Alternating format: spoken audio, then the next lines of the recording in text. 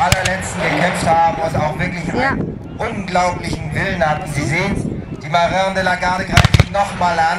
Obwohl sie nur noch ein kleines Häuflein sind, stürzen sie sich todesmutig auf den Gegner. Ja. Aber ich glaube, das ist jetzt doch nicht mehr wirklich zielführend gewesen. Dann filmt es aber weiter noch, die Leute. Ja? Hast du? Die Reste werden jetzt mit dem Gewehr kommen und man guckt nochmal, ob er was Wertvolles, vielleicht ein paar Geldstücke oder eine Golduhr hat. Der Offizier wird wütend, weil seine Truppen schon wieder am Plündern sind. Da ist noch ein Mann am Plündern.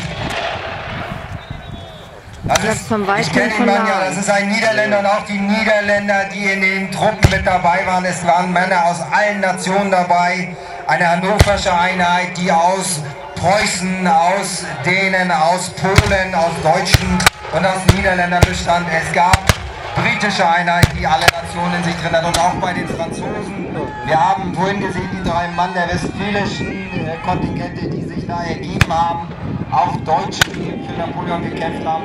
So, und ich glaube, das Ganze entscheidet sich jetzt. Ein paar Franzosen versuchen noch hier den Alliierten in die Flanke zu fallen. Aber sie sind einfach zu wenige, als dass sie noch etwas ausrichten können, glaube ich. Wir haben gelernt, sie gehen über Leichen. Ja, das muss man in diesem Falle wirklich sagen. Und auch die Braunschweiger begeben sich nochmal hier auf den Sturm.